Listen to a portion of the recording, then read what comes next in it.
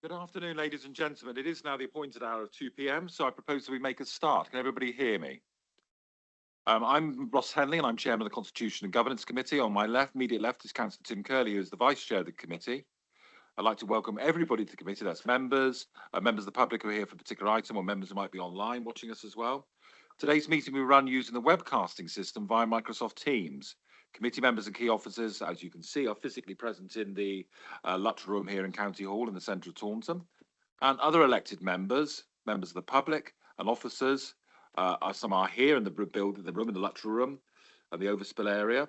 And some are actually online as well, joining us remotely on Microsoft Teams. They may be wishing to listen to items or speak on specific items or just plainly observe. This meeting is being webcast, and therefore other members of the public and partners can observe the meeting remotely. In fact, anybody can join in and watch if they want to. The agenda pack is available via ModGov on the council website, directly from the council website, from the link which was sent out to all members. When you're invited to speak, please could you speak clearly into the microphone and state who you are for the benefit of anybody who's listening to the meeting, so they can identify who is speaking. That goes for members as well, because we all know each other, but members of the public may not do so. So it's interesting for them to know where we're coming from. And when you're invited to speak, all those present, yes, I forgot to say, this is being audio recorded as well. Finally, as agendas are now viewed electronically, could I kindly request that members and officers refer to page numbers from the published agenda pack to assist all present in finding the appropriate information. Item number 1 is apologies for absence. The only apologies that I have from Councillor Dawn Johnson, who is being substituted by Councillor Mike Stanton. Do you have any other further apologies not published in the original agenda?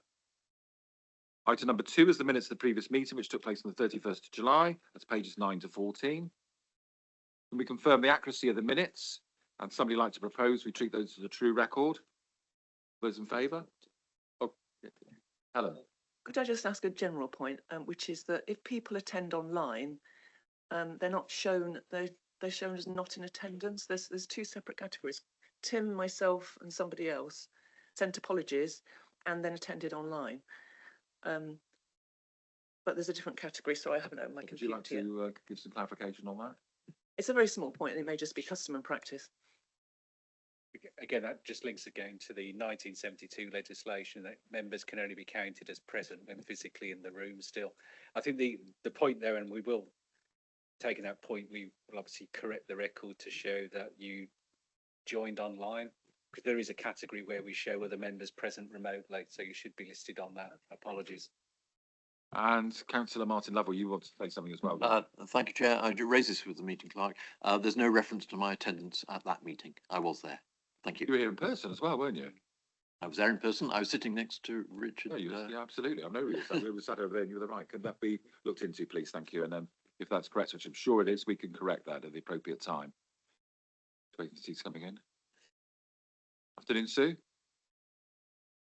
So, item 3 is declarations of interest. Members will be invited to declare any interest regarding any matters on the agenda and to specify the nature of that interest. Obviously, we already want to highlight the fact that there are standard declarations of committee members in relation to their membership of town and parish councils, which are already duly published on the website for perusal by any member of the public at any time. What I want to do now is I want to do something a little bit different. We have public question time, and we have 3 public questions or statements, a bit of both really. They're all relating to item number 6 on the agenda. So what I want to propose is to actually move those items together, and so that we take the public questions and the statements and then move straight directly into debate on item number 6. But I need approval to actually move item number 6 ahead of item number 5 on the agenda, so we can do both together. I don't want a situation where members of the public make their statements and then we do another item and then come back and do the item they're interested in. That doesn't work very well for me, I don't think. I'm going to propose we move item 6 ahead, and I had an item 5 after the night. Any all in favour? Thank you. So technically, item number 4 now is public question time, which will be followed by item number 6, then item number 5. Public question time statements, and we've got from Councillor Sean Dromgoole. I apologise if I get that incorrectly wrong. You have up to 3 minutes. Oh, I'm so sorry.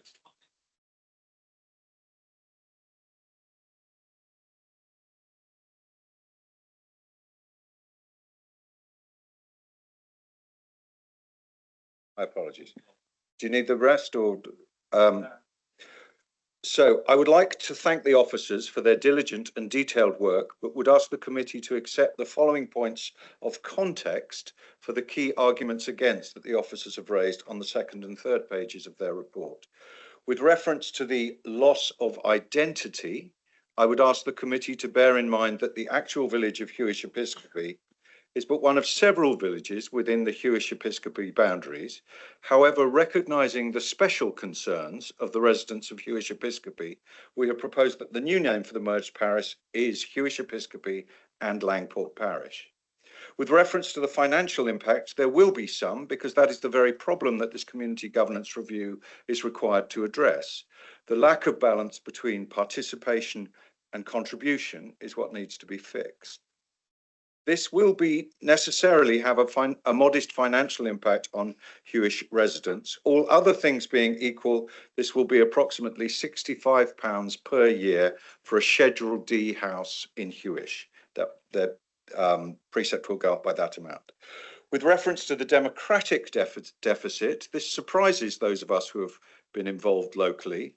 There have been 3 public meetings, 2 surveys, constant debates in both councils, culminating in votes of support from each council for the merger. The suggestion that anyone who is interested was unaware is highly unlikely. This has been a very long and very public 3-year journey that has finally brought us here before you today. With reference to governance integrity, this point slightly flies in the face of the current makeup of our 2 councils. Langport Town Council is made up of 1 member from Curry Rival, 4 members from Langport and 5 members from Hewish, whereas the Hewish Council is made up entirely of residents of Hewish. So if there's to be any continuity, it would seem that the Hewish members would dominate the future council. It will be Hewish, in that sense, taking over Langport, not the other way around. So I think I've shown, I hope I've shown that while the arguments against may be salient, they are not actually substantive. My last point is to you councillors here now. You are the proper body to be hearing the request from our 2 parishes that we become merged. We have followed the consultation timetable that you outlined for us.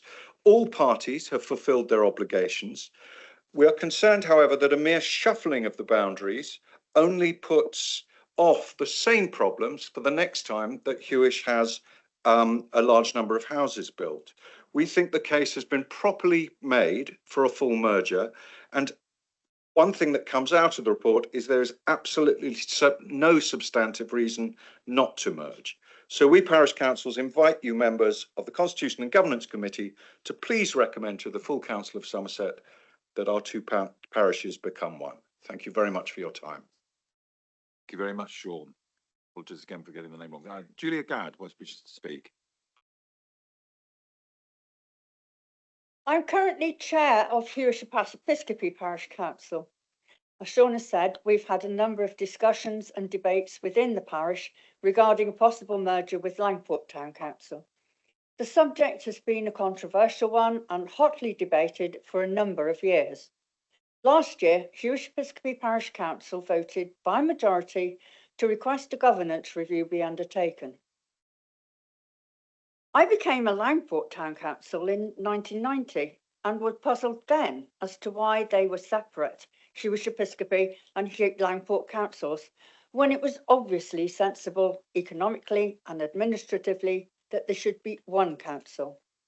I have not changed my mind, whether as a councillor for Langport or Hewish Episcopi. A sensitively guided merge of the 2 councils will help to ensure that the fears of the current naysayers are mollified, and we will have a vibrant Hewish Episcopi and Langport Parish Council in 2027. Thank you. Thank you much, Councillor Gadd. Thirdly, we have Councillor John Wood.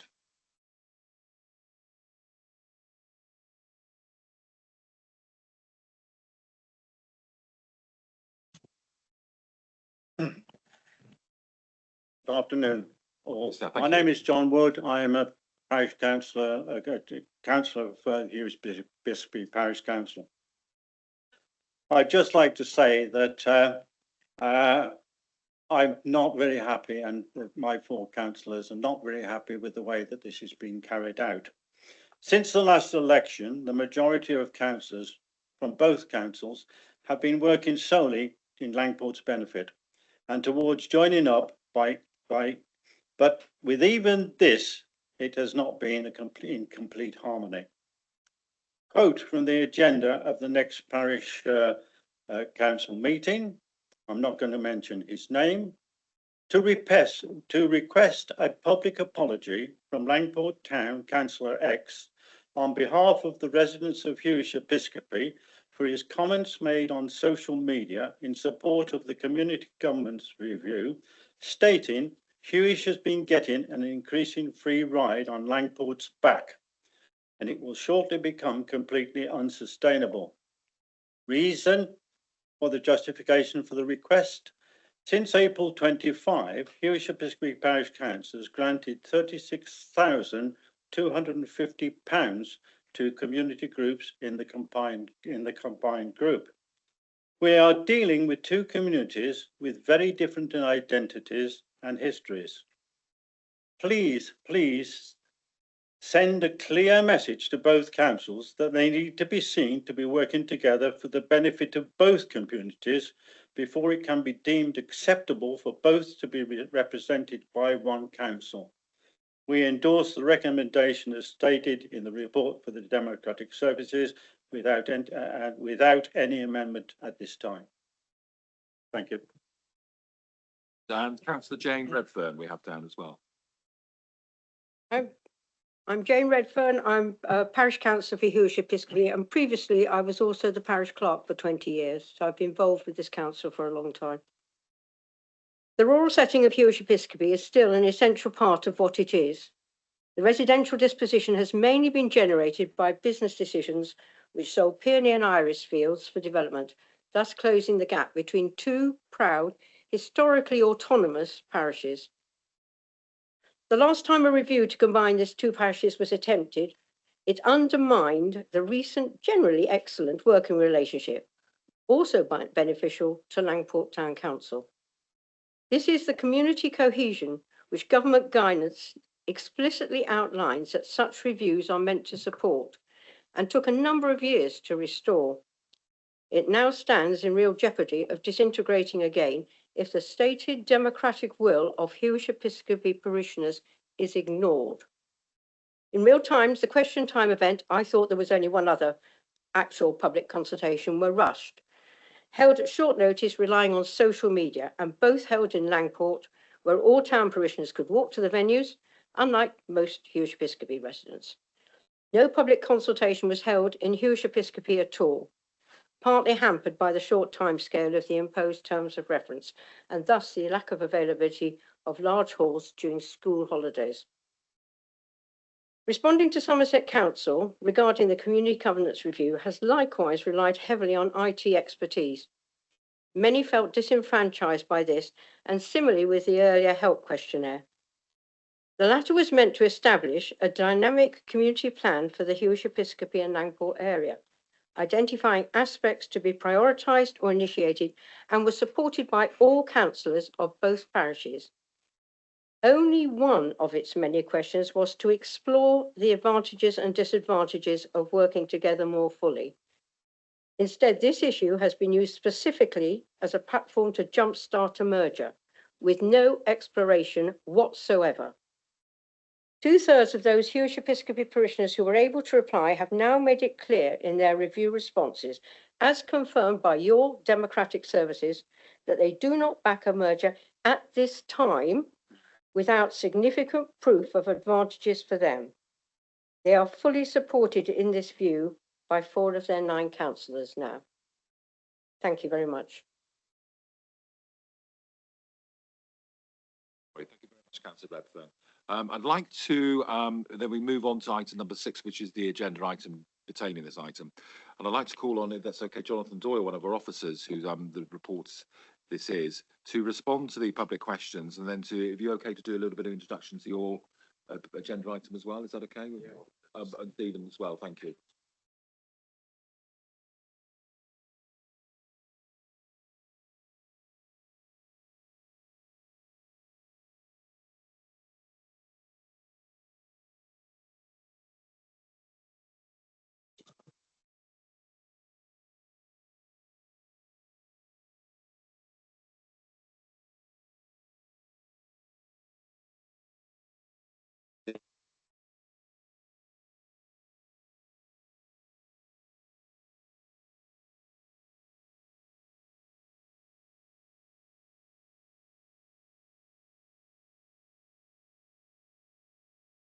The microphone on. Everyone make sure that they're. Test 1, 2, 3. That one works.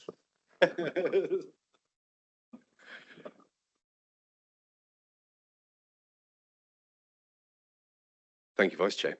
I'll start again. I would like to thank everybody for the contributions this afternoon, and indeed to everybody for the contributions to the consultation and to this review to this point. We were very pleased with the amount of engagement in the process and had a good, steady response throughout. Firstly, in response to some of the issues raised about the comments within the report, I would like to remind everyone that the themes and comments within the consultation report are a reflection of the most common comments provided in response to the consultation and not the views of the administrators of this exercise. The officers are merely reporting what was written in response to the consultation questions and make no comment as to the validity of any of those comments, and moreover about the local governance situation currently. The comments in the report are simply the perception and views of those who have taken the time to respond. I accept that the majority of local residents did not respond to the exercise. However, we can only report upon those views of those who have taken the time to respond. To this end, I would like to address some of the comments about the availability, promotion of the consultation, especially about how it disadvantaged older residents. Whilst we do take a digital first approach to our consultations, we are not digital only. We used a range of channels to communicate this consultation to ensure accessibility and maximum engagement. Paper copies were available upon request from appropriate locations, in this case from the local library and from the town councils. We always develop and deliver a communications plan to maximise awareness. This includes press releases, newsletters, social media, word of mouth via town and parish councillors and local members, as well as targeted communication through local groups and media. Finally, from the responses to the consultation that have been received, it demonstrates that the communities are not united on this issue and that these divisions are mainly upon parish lines. These divisions have meant that the consultation has failed to demonstrate sufficient community cohesion, a central tenet for community governance reviews, for the officers to recommend an effective merger of the two existing councils at this time. As a result, the officers have tried to reflect these views expressed through the consultation by the amended recommendations to this committee to ensure more effective and convenient local government in this in the area. And I'll ask my colleague Steve to go in a little bit more detail in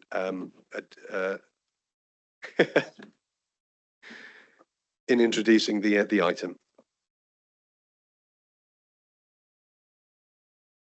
Thank you, Chair. What we've tried to do throughout this is step right back and look at the responses that we've given from the public. It's clear that there is an overall majority, 52%, in favour of the proposals. But it's also clear that 33% only from the Hewish side are in favour, which. Can we just allow Stephen to do his report? But then I would come straight to you to allow if you wish to challenge that. Let's allow Stephen to make a statement, and then this is an independent view as an officer presented a report, and then quite rightly so you'll have an opportunity to challenge that straight afterwards. I'll make sure you're first to be called. Thank you, Chair. So 33% of those from the Hewish side who responded were in favour, and 63% were not. What we find is we have to guarantee a few things. That the proposals are good for community governance and are effective and convenient. I think all the responses would probably say that that's a fact. We also have to, in the order which we make, say that it reflects the identities and interests of the community. That was the difficult part in coming to a conclusion. That is absolutely 100%. Which is why we say that the consultation was inconclusive, because you can make two different answers from the responses that we had. Therefore, we looked at the current parish boundaries, which are clearly inadequate, and tried to find possible ways forward to improve the identities of the two parishes. Now, I've put 3 on the table. There could be others. Those changes to the existing parish boundaries could also be wards in the new parish, if a new parish is to go forward. Because even then, we would still need to change the boundaries of the wards, which would be the current parish boundaries. So therefore, we have the recommendation that I put forward that we go for another round of consultation to look at the boundaries and then bring it all back in effect to look at the whole, to see whether warding is wanted or whether we don't go forward with the merger proposal and only have 2 parishes but with different boundaries. So Chair, that's the background to where we are now. Stephen, for making the developing this report and also then introducing it and explaining as well. Councillor Stanton wishes to raise a point of order and would you wish to challenge something that Stephen said? Please, Mike, take. Thank you, Mr. Chairman. Actually, Mr. Lake corrected it in his next sentence because he said that people of Hewish Episcopi think, and then he changed it to those who responded to the consultation thing. It's a really central point. We don't know what 85% of the people think or want. Councillor Stanton.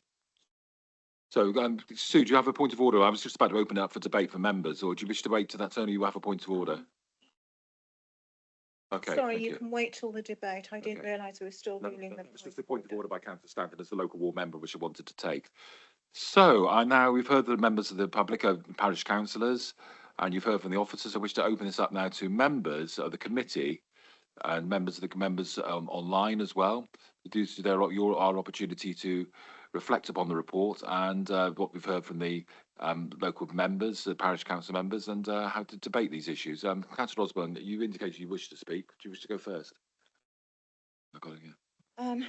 Thank you, Chairman. I've got a couple of questions on this. It's a very interesting report, and I know this is something that has been an aspiration, particularly of Langport Town Council for many years, is that the two eventually become one.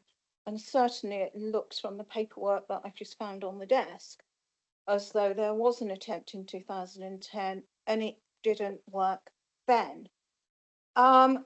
In terms of percentages, you have a total response of 559. Hewish Episcopi is roughly, I think I found it somewhere, it's got approximately 2,000 electors, but 63 responses. So how does that work out as a percentage? Because this wasn't a referendum, this was just a consultation. And also in terms of Langport, 125, and I don't know what the population figure is because believe it not, Copilot couldn't find it for me. I did ask for various pieces of information and it's not as easy as you think. So I'm rather concerned that there's sort of a very low basis which supports the officer's statement that it is inconclusive. But the question has to be, this is a fundamental decision for the residents. It's not your money, it's not councillors' money, it's actually taxpayers' money. And this is very fundamental to the future of the two parishes going forward. In principle, I would certainly support the two coming together. It makes sense. But somehow you've got to overcome the history and overcome that there are two very significant things. Difference in population size, difference in precincts, and significant difference in reserves. Now, as this is going to affect people, the question I have is, why is it not going to be put to a referendum and let the people decide? Just to respond on the question, well, there was a direct question regarding referenda. Stephen, you'd like to comment on particularly on that one? Any other comments from Councillor Osborne? Thank you, Chair. Yeah, the law does not allow us to run a referendum as a council. The two parish councils could call for parish polls at an annual parish meeting or a parish meeting, each separately. But we cannot use the register of electors for that purpose. Okay, and followed by Councillor Wale. Yes, thank you, Chair. I just wanted to drill down a little bit, if possible. One of the things that the parish council are saying is that, as I understand it, is there'll be a loss of reserves. I don't know if it's appropriate to ask how much that might be, and what is the financial advantage to Langport? What? Oh, over 200,000. Okay, thank you. Okay, thank you very much. And I also just wondered, in terms of planning, that this might be to the advantage of the parish council. We've got a situation in Frome where we've just had an application of 1,700 houses on the edge of Frome, and the parish council has found it difficult to find the resources to actually deal with that, and the town council has led, and they're now looking to extend the town boundary.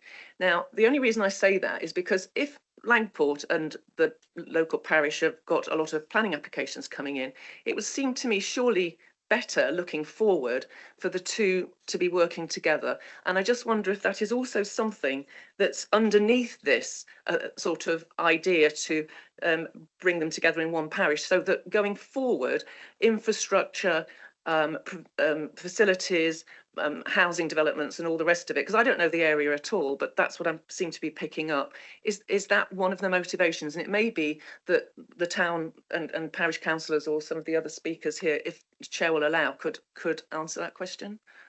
I'm just wondering if that's part of the motivation that I've missed.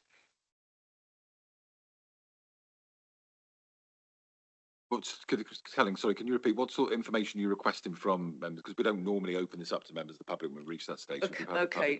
I'm suspecting that the motivation for Langport Town Council wanting this to go forward, and it could be to the benefit of the parish council as well, is to treat the area as one parish in terms of future developments going forward. And I just wondered if that was something that the a town or parish councillor could comment on. It may be inappropriate, but that's just an observation. Yes, that's, as I say, we don't normally open this up to members of the public because we've had that opportunity with members, but we're getting a nod from Councillor Sean there that could be right. Sorry. Mike Stanton, you want to come in as one of the... Just might be easier if I commented. I mean, it's a good question and a new one, actually. And as far as I know, that's not been advanced as an argument, but my view would be that that would certainly be the case. Wale.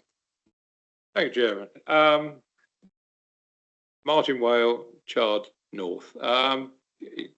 This is like deja vu, really, because I was on South Somerset District Council. 2015, was it? The 10? Oh, right. Obviously, I'm older than I thought. And I'm almost certain at that time we had a referendum. Has the law changed? Whether it has or not, Chair, we can't do it now. Right. We certainly had a referendum. Or no? All right. Okay. But right. That's the first thing. The other question for the officer really is why what the change of heart between the publication of the original agenda, and then why we have the rather late edition of completely different recommendations? Well, how?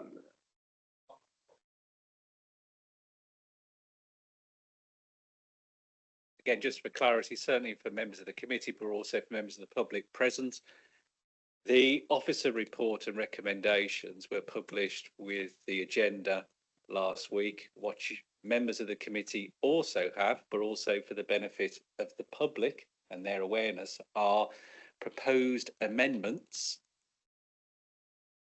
for the committee to consider.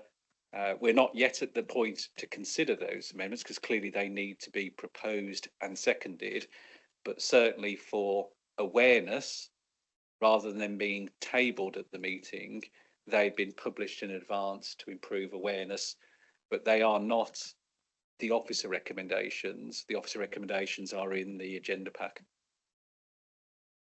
So we will be, presumably, if someone is going to suggest the amended amendments, and then we'll vote on them first, will we? No, we will have, if somebody moves an amendment, which I believe somebody is going to, we will have a debate and a vote exclusively upon that amendment. And then if it's passed, then that would become part of the substantive motion. And then we wish to go back to that discussion then, but we have to wait and see if that one comes forward. Thank you. We are debating the substantive motion at the moment, okay? Thank you. Other members wish to comment? Sue, do you want to come back again? Sorry.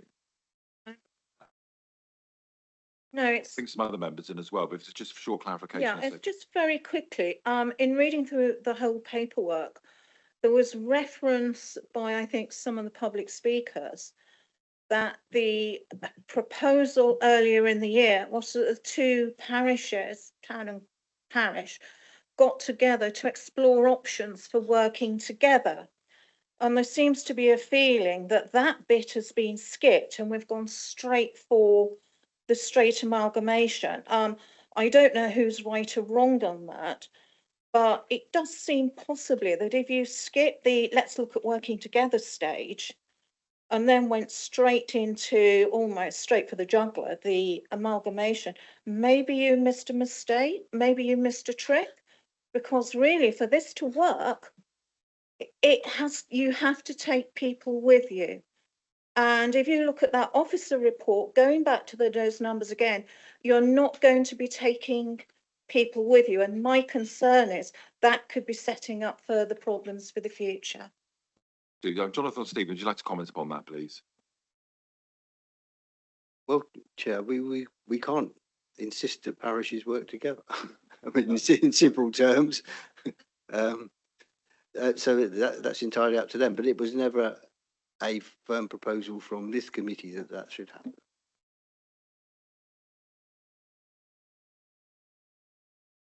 Thank you, Chair. Just thought in relation to that. I mean, I was very impressed with the work that Hewish and Langport have done together and the fact that they're joint funding. But when we're talking about governance, we've got to think about sustainability. And that working relationship does mitigate some of the problems, but it relies on goodwill. And we all know how the goodwill of a council can turn on just one individual's absence or somebody else coming onto that council. Now, for me, it may be argued that it's working now, but I think in terms of governance, we've got to look long term and we've got to say, is that a sustainable model for two councils to use? I would argue that it probably isn't. I don't know if that answers some of your questions there, Sue.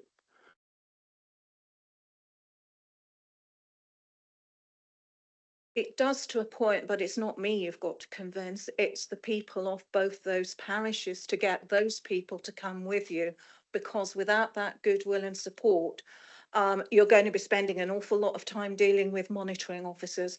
We know what happens when parish council and town councils implode. And I would hate to see maybe things not happen that should happen because there's so much energy still on residual rancor and conflict. I just have a concern. You could potentially look at doing a parish poll, but I'm not sure that's going to get you anywhere based on the population and the views of the two parishes. We wouldn't be doing a parish poll. That'd be up to members of the both the prospective parish councils, and as you already heard, a referendum is no longer whether it ever was allowed under the Localism Act. Now, I did get Councillor Stanton to speak first, but can I call Councillor Butt-Philip first? Because I think you're probably going to be moving an amendment, Councillor Stanton, aren't you? So let Councillor Butt-Philip speak first. Yeah. Thank you very much. I'm just trying to understand recommendation 2 and what it actually means, because from what's been said, the suggestion is that officers are recommending that there do need to be some changes, but we haven't demonstrated, or it has not been demonstrated sufficiently that there is support in one of the two parishes for the total merger. But have we any reason to believe that there would be support for any changes at all? I mean, it seems to me that you've got one parish, unusually in this instance, it's the larger parish, where clearly in terms of the consultation, it had come back in the negative. But the potential to move people from the parish of Hewish into Langport, but not the whole parish, is that any more likely to receive the support of those people affected? Chair, I think as a council, we have a responsibility, and we saw it with the local government boundary. Sorry, we have a responsibility to ensure that there are clear and defined boundaries between parishes. The same sort of thing as the commission when we're looking at boundaries between electoral divisions. So we have that responsibility. And I think map 1 shows the minimal that could fulfill our responsibility in that regard. But there are other options. I just didn't want to put one before you for potential consultation. So that's why you have 3. Councillor Curley wants to come in before we get into a debate on the amendments and not the actual substantive paper. I just want to call in Tim Curley and then Mike Stanley. Thank you, Chair. I just wanted to address the boundary changes. I mean, I think that as an absolute minimum, it makes us legal, because I think there's some issues with the border that you could argue aren't legal at the moment. But actually, it doesn't solve the wider governance issues unless I think we were going to be far more ambitious. I mean, if you have a look at the sheer size of the land of Hewish surrounding Langport, I think if you were going to use boundary changes to mitigate some of these issues, you'd actually be talking about quite large land swaps that would be needed to try and bank a little bit of land for Langport. And I just don't think that within that ambition, that's something that we can really sort of do here. So I see that the boundaries that you quite rightly suggested make us legal. I just don't see that they solve any of the governance issues. Thank you, Chair. Thank you. Mr. Stanton. Thank you, Chair. I don't want to propose the amendment until everybody's had a chance to ask questions of clarification. So has that process finished? I just wanted to do you want anybody else wishes to move an amendment? We're talking about a substantive motion at the moment. I just wanted to register that I do wish to. That was it. And I think we're not at that stage yet because there are other members of the public who still wish to speak. Councillor.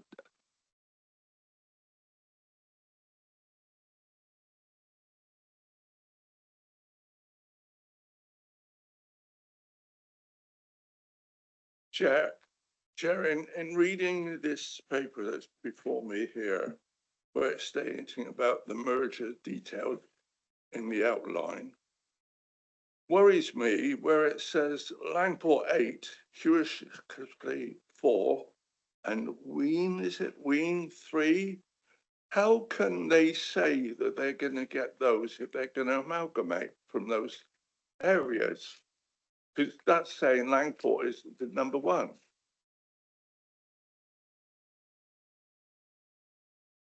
Yeah, I'm sorry, Councillor Davis is reading from a 15-year-old document, which was the proposal for amalgamation in 2010. I put out on everybody's desk a copy of the Liberal newspaper, which reported after the merger was refused by South Somerset District Council. And those numbers that Councillor Davis just read out were the then numbers proposed. It was daft. It was wholly in favour of Langport. Not surprising it was rejected. But that isn't the proposal now. The proposal, I think, is if the application in petitions was for 11 councillors in a joint council with no specification as to where they come from. But given that Hewish Episcopi is 2.5 times the population of Langport, it's pretty obvious where most of them will come from.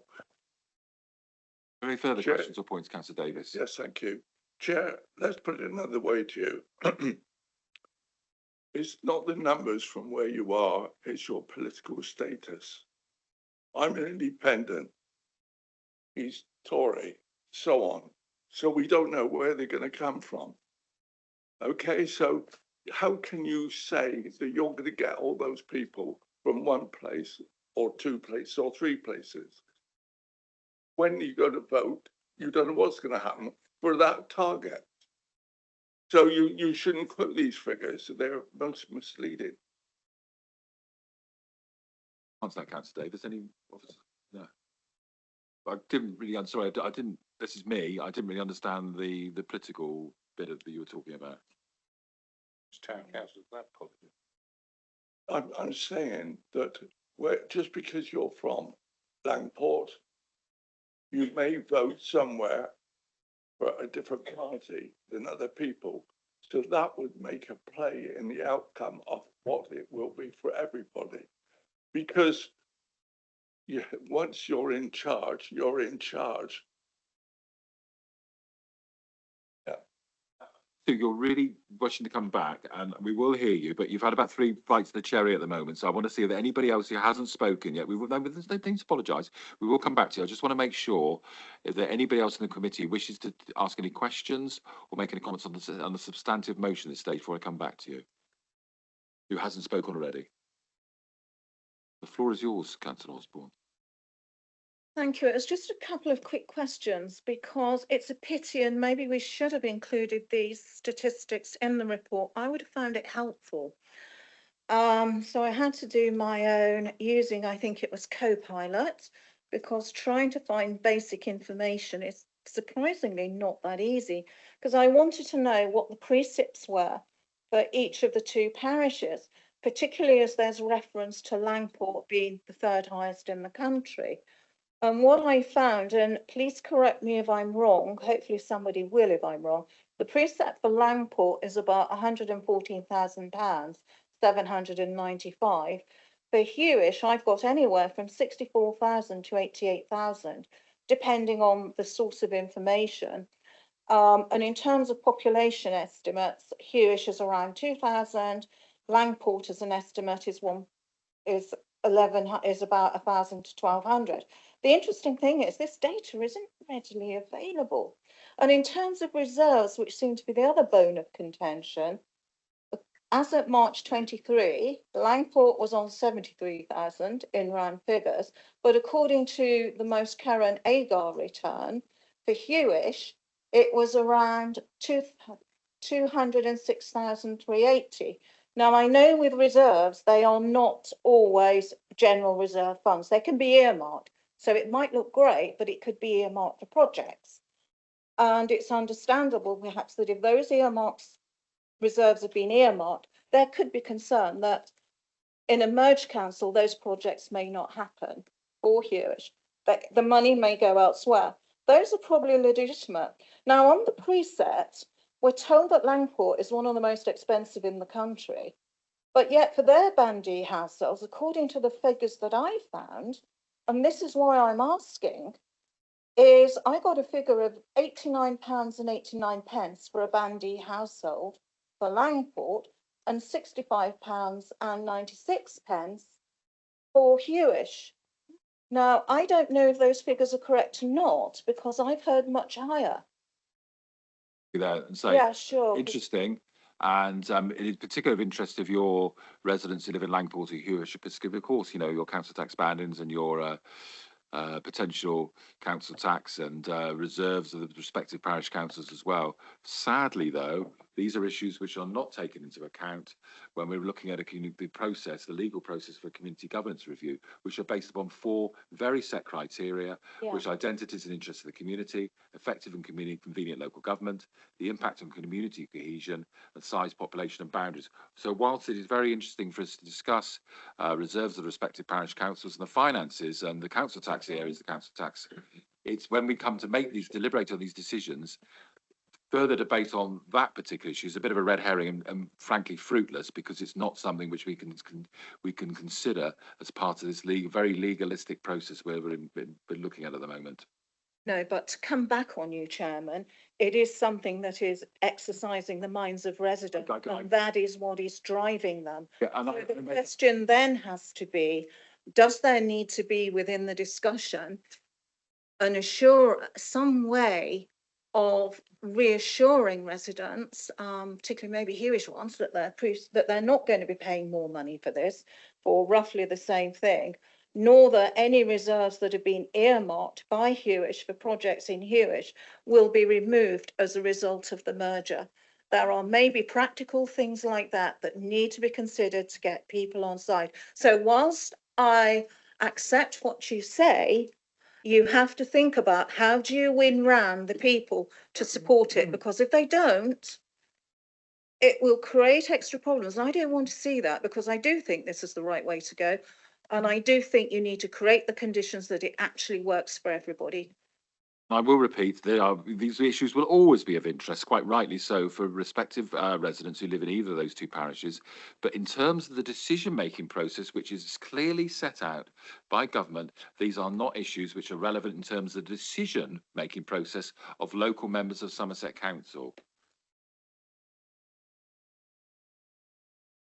Yes, I agree with what you're saying on that point, but on the point of the precept, which Councillor Osborne just brought up, where the information given to us by the officers, somewhere in these reports, is this is one of the highest precepts. Well, it isn't by a long way. Higher than what? Higher than whom? And where is that highest figure come from? Because it certainly isn't higher than the town I represent, and quite a lot of other towns. So this question of finances. Yeah, thank you. Just a clarification, Councillor Wale, that wasn't presented as a statement of fact, that was presented as a statement of opinion which came through as part of the consultation. So again, it's not being presented by us as a statement of a fact that it is one of the highest precepts. That is the perception of one or many of the responders that came through as part of the consultation, and therefore reported within the report.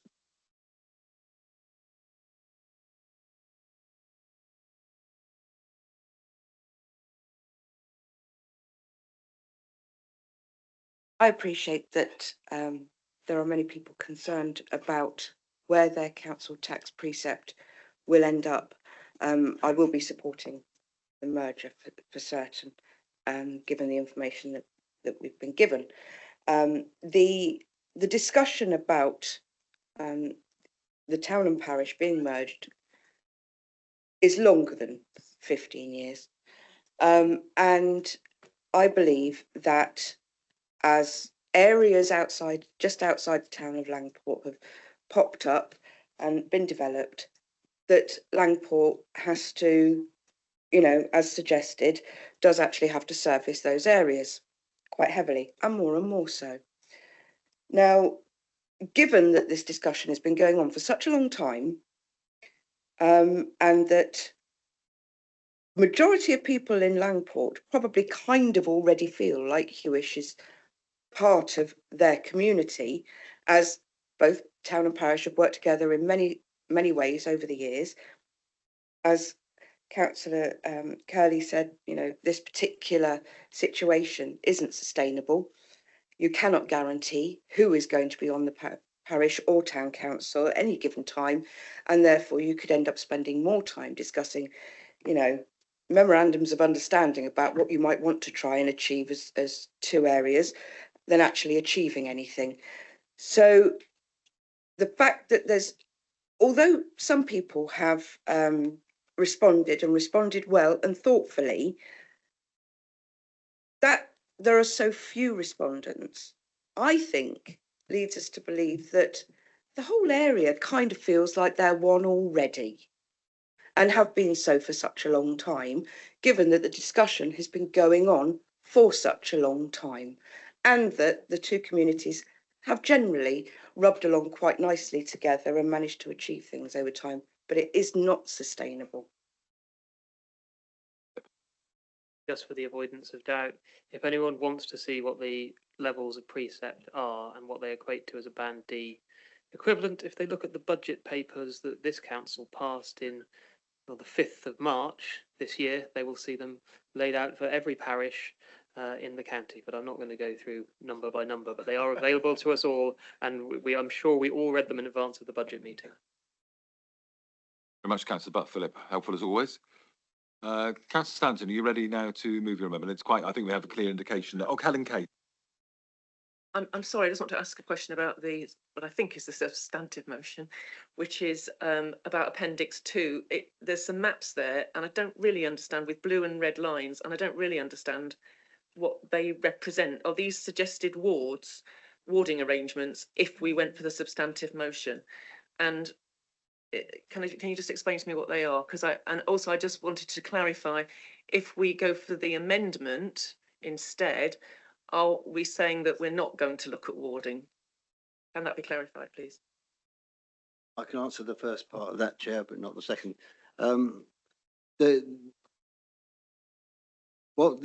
you look at perhaps Appendix 2 in the first map, it's suggesting that the two parishes should win and lose a bit and go along the railway line by and large, because that is a very firm and consistent boundary.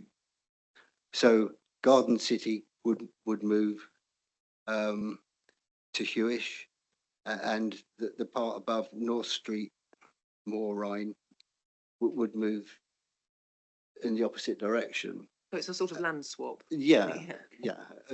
Just to make it, a clearly defined boundary that everybody can follow.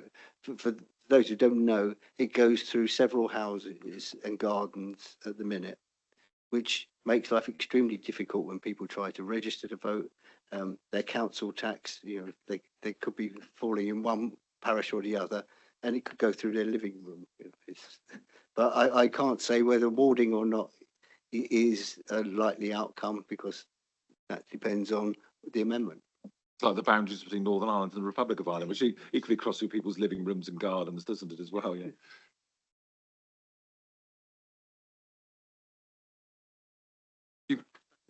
Yeah. A quick question, but I know we're undergoing a boundary review in Somerset Council area at the moment, and I'm not necessarily familiar with what's proposed for Langport, Hewish in those terms. But is there but would that exercise have any impact on this, what you're doing now? Could that throw up potential warding? Because I know that there are going to be some towns that are going to face warding that have never faced warding before. Chair, they both fall within the same Langport electoral division as proposed. Clark. Thank you, Chair. I can see lots of percentages and statistics in this report. What I don't know is how many people are ultimately going to be affected by the decision in Langport and ultimately in Hewish Episcopi. Could Stephen perhaps give us the total numbers, Chair? Affected, it will be everybody. Is it? How many is everybody, please, Stephen? Yeah. How many Hewish and how many Langports? We can give you the electorates for each, and yeah. Do you want to? Yes. The electorate for Hewish is 2,155, and for Langport is 809. So you're looking just over 3,000.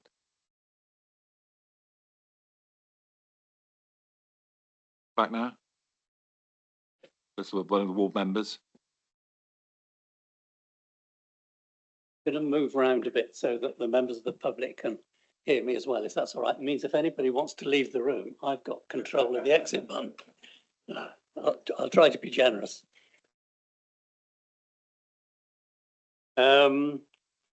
Yeah, very good debate, and really good to hear members of the committee digging into this and raising similar questions to the ones we've been raising all the way through. I'm not normally a member of this committee. I'm substituting for Councillor Johnson, but I am one of the two ward members for Curry Riven and Langport, which includes these two parishes. Richard Wilkins, my fellow councillor. Sorry, am I not close enough, Sue? Is that better? Is that better?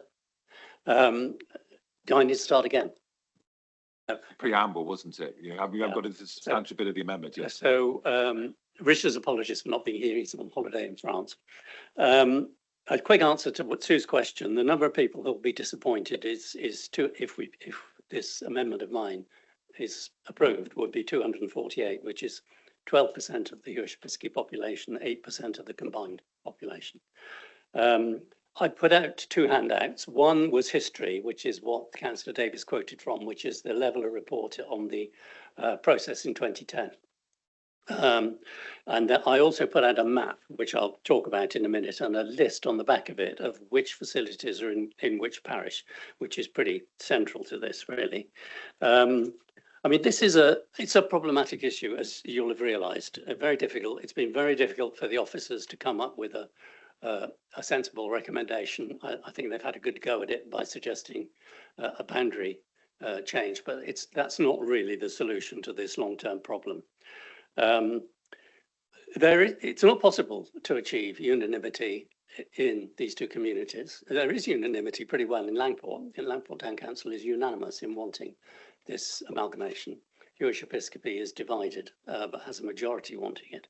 But it's never possible to achieve unanimity, is it, anywhere? We all know that as elected councillors.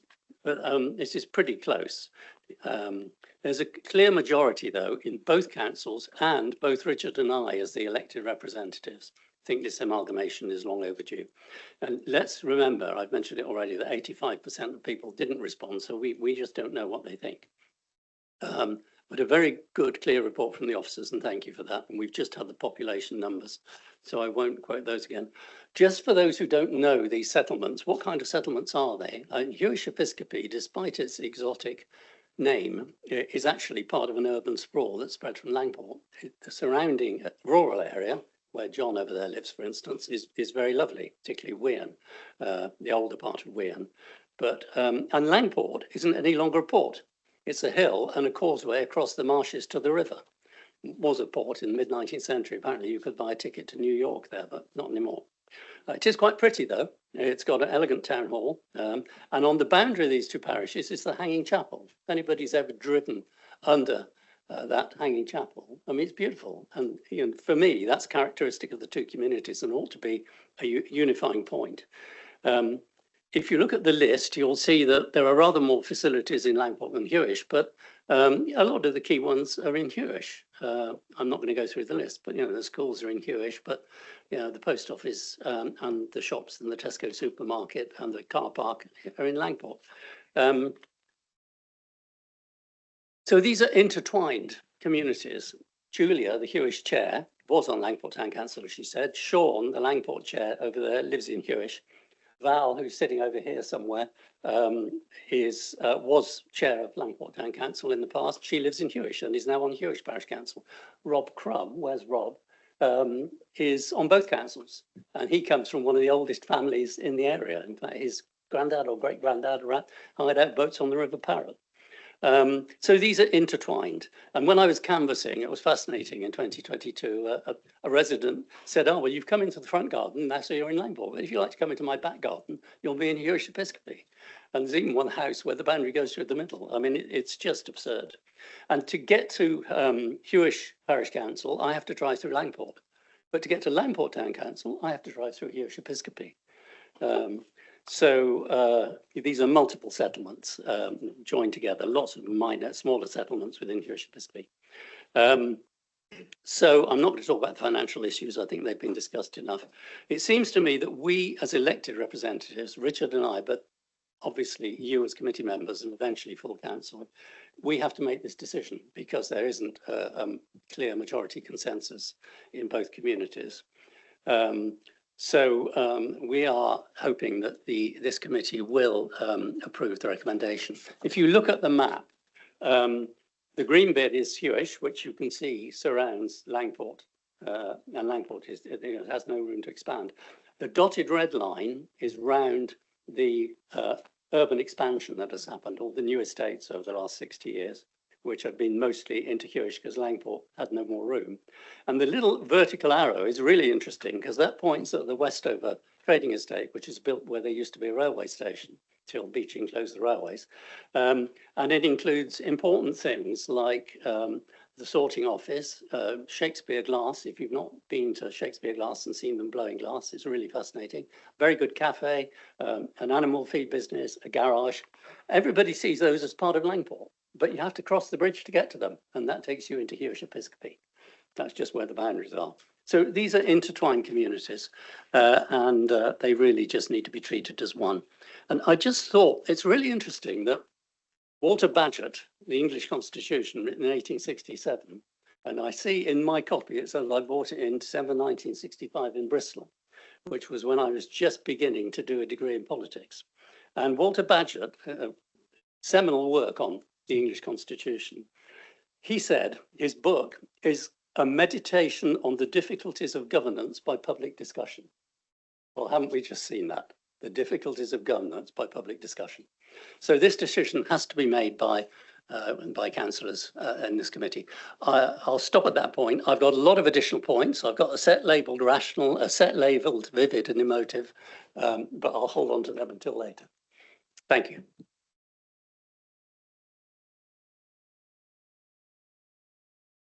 Mike, that was really fascinating, interesting. I could listen to more of that actually about the history and the communities of Hewish and Langport. So we have on the screen your proposed amendment. Do you wish to speak and formally move that, or do you wish to read it out or add to it? Or yes, please. That'd be really helpful. Yeah, that'd be really helpful. Yeah. This took a lot of drafting and redrafting. Yeah, if you could read that, if you could actually read out the. So the proposed amendment is that clause 1 should stand, and clauses 2 and 3 should be amended. 2 would say, it's clear this merger is needed. Both Hewish Episcopi Parish Council and Langport Town Council wish the merger to proceed, and the elected members for Curry Rival and Langport Division wish the merger to proceed. Therefore, this committee is invited to recommend that full council approves the dissolution of the 2 parishes and the creation of a single parish. Clause 3, says, should clause 2 above be approved, an officer-led review be conducted to determine what number of councillors should be elected from each predecessor community to the merged single council, proportion of the populations of each. As I read it, that leaves the warding question open. And really importantly, that the new council should be called Hewish Episcopi and Langport Council. The failed attempt in 2010 reversed that, and that was one of its errors. So I'd like to propose. Stanton, that is formally moved by Councillor Stanton, who's a substitute in the committee today. Do we have a formal seconder of the amendment? It's Councillor Curley, sat to my left. Do you wish to speak now, Councillor Curley, or reserve your right to speak during the debate? Reserve my right, please, Chair. It's by Councillor Stanton and seconded by Councillor Curley. We are now going to have a debate solely on the amendment, not the substantive motion. Stephen Pugsley first, then Martin Well. Thank you, Mr. Chairman. I'm interested in Councillor Stanton's reference to Bagehot because I think the whole principle of government and governance in this country is one of representative democracy. And I think that the key point that I take from this afternoon is that actually the parish councils who are elected to serve their communities and the local authority councillors who are elected to serve their community by the community are all as one in recommending that this merger should happen. Because of that, I am persuaded of the merits of the amendment and I will be supporting it. Councillor Well, then Councillor Butt-Philip. Thank you. It's a couple of points on Councillor Stanton's presentation, if I may, Chairman. I note you referred us to the rear of the map here with the various functions of the 2 authorities. I noticed two of them have got a star on them, the cemetery and the cricket ground, and they were within the boundaries. But what I'm struggling to find out is what is controlled and paid for by Langport Town Council at the moment. I presume the town hall is there. No. So yes, so that obviously it's pertinent to this argument as to what are the large expenses that Langport carry and it's going to be shared now, because it's not clear from this document who who does what. Oh, I mean, it is interesting, and as I've said again, it's very interesting for the residents of Langport and the Hewish Episcopal, and interesting anecdotally for us as well. But let's continue to concentrate on the 4 key criteria laid out by government when making decisions on these community governance reviews. Oh, fair And enough. the assets, as along with the respective parish councils, the council's reserve and council expandings, sadly, are not issues which we can take into account to determine our decision on based on a community governance review. Thank you, Chairman. It was only because it was brought up by the proposer. It was brought up by the proposer. I just. All right. Okay.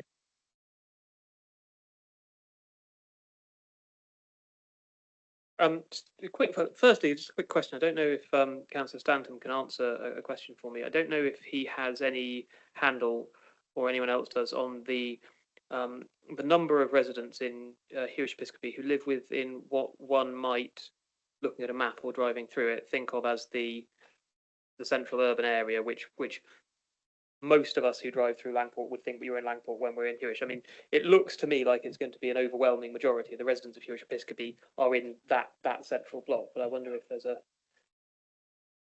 I don't know the numbers. I mean, it's certainly a big proportion are in that block around Langport. That was why one of the worries is that if you separate these and redraw the boundaries, you could leave a very hollowed out Hewish Episcopi.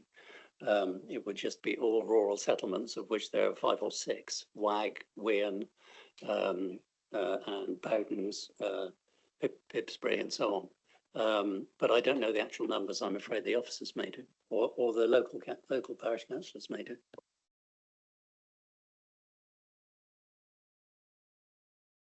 But if it's going to be helpful, and you could give a direct answer to what Councillor Buck-Phillips said, and no, nothing else, that'd be helpful.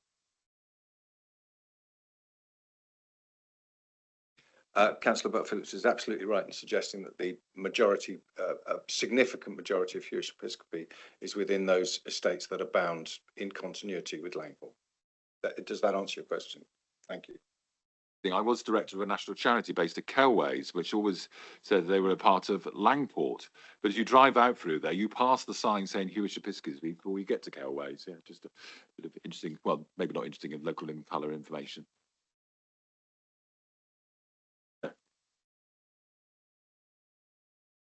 I mean, the exact figures would be helpful. I wanted to ask the question and ideally get an answer. Then Yes, the figures are, there's about 1,000 in Langport and 2,700 in Hewish Episcopi. Overall. It's not. Okay, right. Okay, so we're going to get back to the members' debate now. Sue.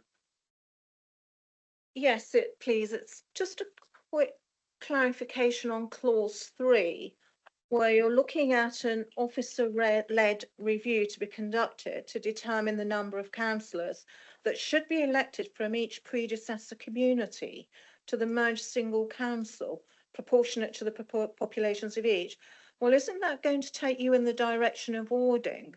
Because once you become one council, then when the elections come round, anybody from any part of that can stand. And it's up to people to put their hat into the ring and stand, and they will either get elected or they won't. So I'm not clear as to whether you're looking at warding there, or is it just going to be one simple parish and it's up to people to come forward? Stephen, do you want to come back and clarify that one? If you do have warding, Chairman, if you had 11 members, you'd probably end up with 7 from Hewish Episcopi, 3 from Langport and 1 from Wearne. If you went for 14, because it's the next convenient number, you would have 9 from Hewish, 4 from Langport and 1 from Wearne again. And I think it undoubtedly interesting. I think we're in danger of prejudging an issue, which is clause number 3 is being set up to determine and can bring forward proposals. But the officer-led review will be conducted to determine these issues and discuss them and come back, I'm sure, with something appropriate. I think we're prejudging the deliberations and the decisions made by that officer-led review. I think we're thinking of too far ahead at that one. If I just give a little bit of perspective from the neighbouring town, Somerton, I think the original proposals was that this merger would produce a council with 11 councillors. Somerton has 15, but we don't have any warding at all. So it'd be really similar and it works perfectly well. So I think that was the original way that it was envisioned. That is sort of what I would support after the officer recommendation.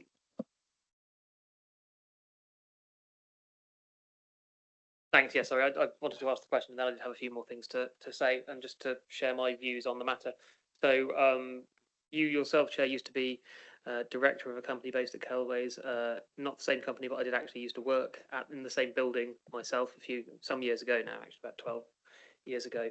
And yes, and at the time I found it fascinating, because I'm fascinated by parish governance and parish boundaries, that I worked in one place which felt very much like a town, and I walked to Tesco's and bought my lunch and went to the various pubs and things, and that I was sort of perpetually crossing parish boundaries in order to be able to do that, because it's clear to me that the boundaries as they are currently set out do not represent the natural community of Langport and Hewish Episcopacy.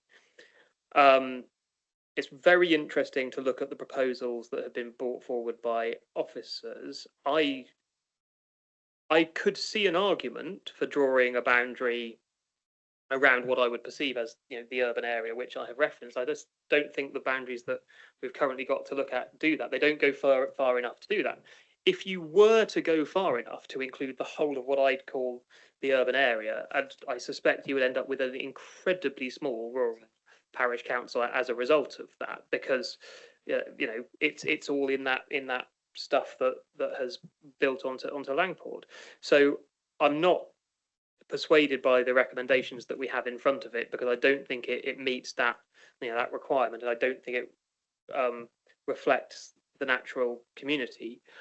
I think it is the case that we have to make some changes. It's quite clear that it is preposterous to have parish boundaries passing through people's sitting rooms. It's a shame that you can't have the top half of your house in one and the bottom half in another, but there we go. So how do we get to a position where we've got some proposals that are sensible, that are going to endure and not become nonsense when someone builds something? I think I've come to the conclusion that the only way to do that is to follow what is being proposed in Councillor Stanton's amendment and go for a whole parish merger, with or without wards. That's a matter that we'll need to follow.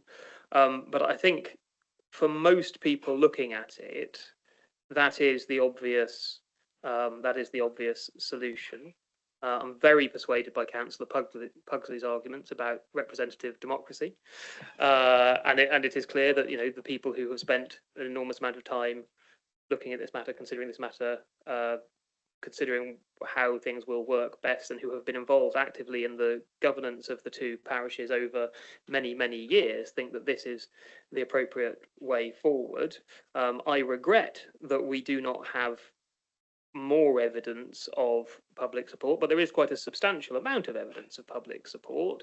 It is regrettable that the consultation didn't have, in my view, a greater participation, but there is plenty of other evidence which outweighs that, in my view. So I will be supporting Councillor Stanton's amendment when we get to the vote. Thank you, Councillor Philip. Any further comments or questions or challenges on the amendment moved by Councillor Stanton and Curley? So I'm going to move forward to a vote. You've heard of the proposal. We've had a thorough debate on it. The wording of the amendment is on the screens behind you or in front of you or wherever you're sat in the meeting. So I don't intend to read that out any further.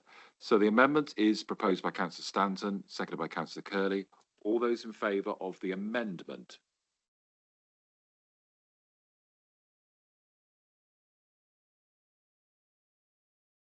Here we go. Have that been counted?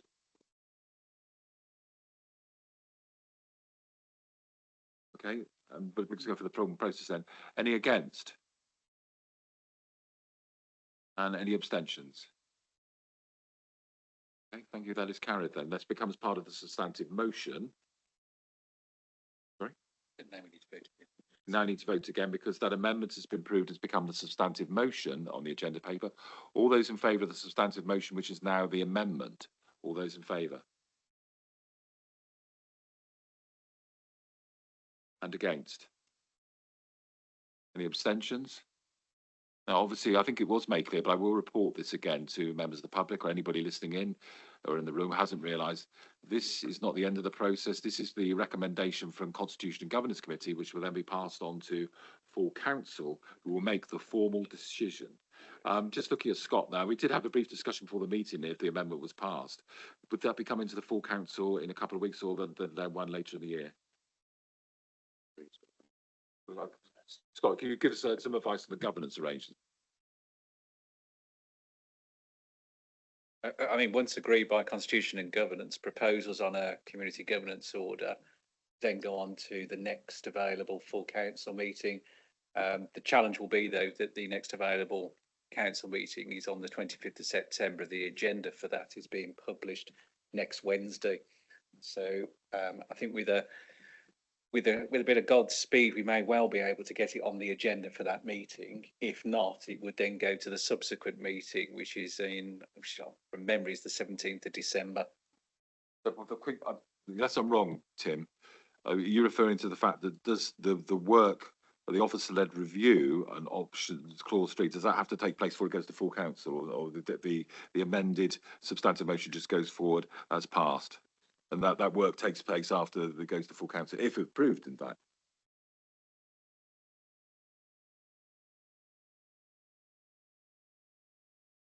Agree to, if they wish to support the recommendation by Constitution and Governance, of which clause 3 is part of. Yeah. And then and only then would that work take place. So again, just to complete the point on timescales, it is more viable and more realistic to assume that these recommendations that have just been agreed by this committee would actually go forward to the December meeting of full council in order for those elements of the review to be complete.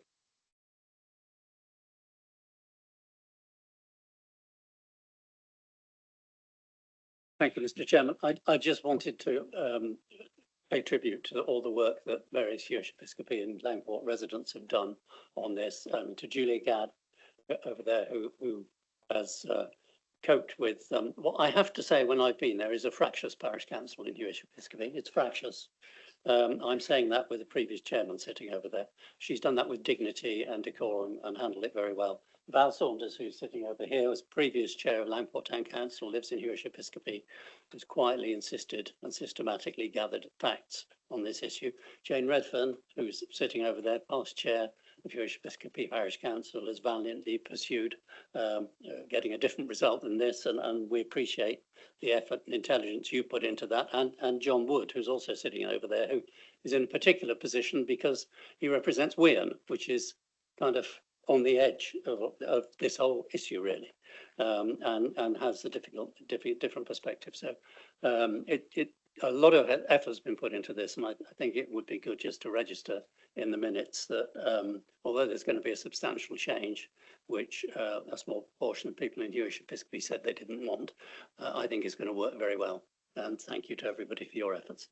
Thank you very much, and we look forward to the engaging debate which will take place at the full council meeting, whether that's in 2 weeks' time or the one in November. I'm going to propose a 5-minute comfort break now for people to stretch their legs, and members of the public may, of course, wish to see the rest of the meeting, but if they wish to leave, it gives an opportunity to leave now, and then we reconvene, say, at 3:25. It's 3:18 p.m. at the moment.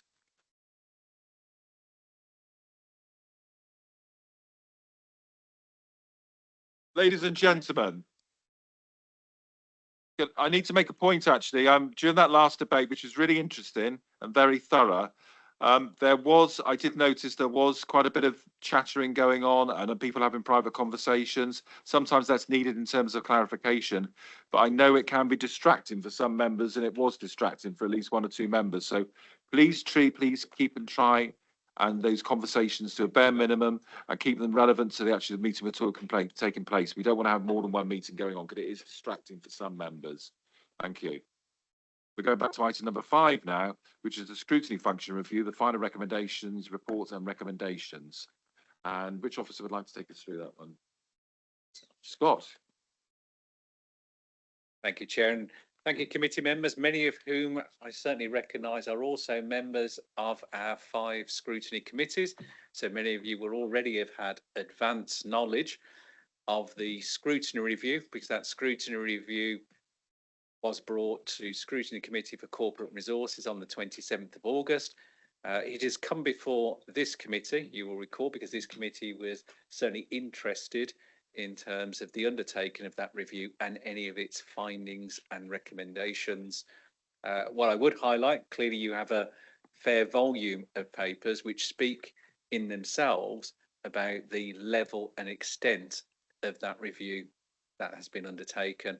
You'll see quite a number of findings, recognising that this council has made improvements since vesting day, but also recognises the need for further improvements and further change in order to meet the council's ambition to have a good scrutiny function and good effective scrutiny arrangements. I'm not going to go through all of the papers in detail, but what I would highlight is, I know certainly from, as I've said, some of the membership of this committee, I know that certainly the chair of Scrutiny Committee Corporate Resources is one of the committee members here and was also the chair of the Scrutiny Review Working Group, and again would obviously also be able to respond, as I will as well, to any technical questions. The reason it is here though today is primarily for information, because the committee's interest in that scrutiny review. The key part of those findings and recommendations are going forward to the next full council meeting on the 25th of September. Subject to full council approving the review recommendations, there will then be a need for revisions to be made to Part G of the council's constitution.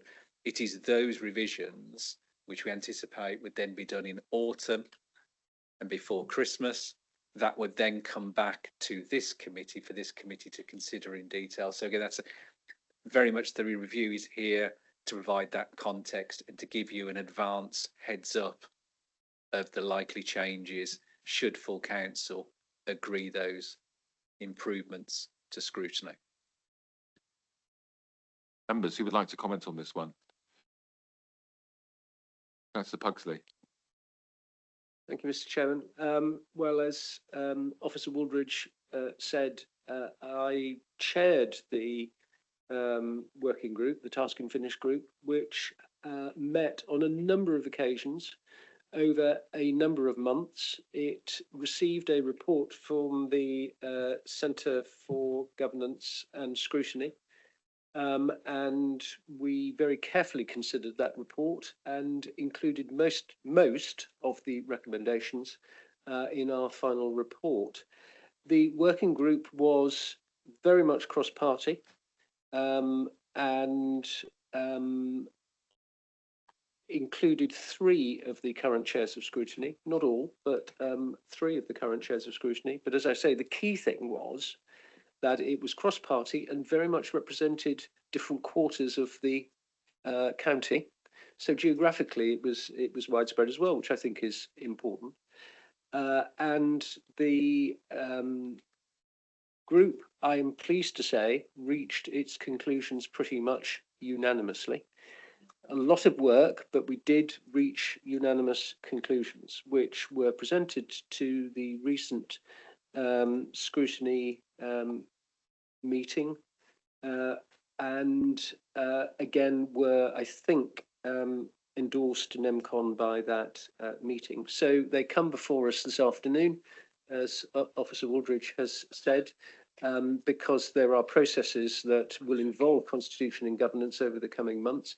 The key moment will be presentation to the authority, the full council, later this month.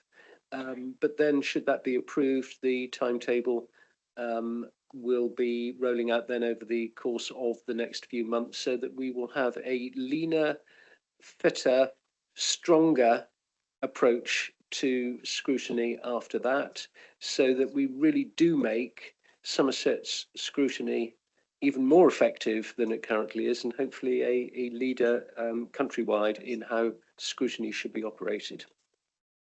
Stephen, and just a further sort of check and balance on this one. One of the reasons for the review and proposal, just a reminder that this came with the corporate peer challenge, which was the local government association team of officers and councillors cross-party came in, and it was part of the final report and recommendations that Neva's highlighted for further changes to our scrutiny function arrangements. So I think we need to be guided by that as well. Thank you, Stephen. That was really good comments. Can I have an explanation? Perhaps the way I'm reading it, of recommendation 9. Doesn't seem to make. Should there be commas in there, or it doesn't make particular sense to me? Perhaps it's the way I'm reading it. You see 3 recommendations. Oh well, this is in the documentation. And on the Annex 1, I do apologise. Scott, are you able to pick that up? Enhanced process of asking executive external partners to take smart recommendations that are impactful and supported by a formal process to track the implementation of outcomes. To change what? Yeah. Doesn't not clear what it's meant to change to me. That's the way I'm reading it. Sorry. And again, what's that really directed at is to the greater use of smart recommendations by scrutiny. So it's looking more about our existing practice and moving to change towards using a methodology which is known as SMART.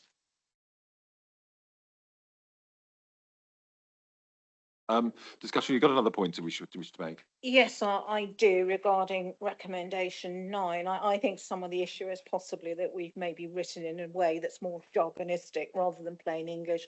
I think we do need to clarify what SMART means.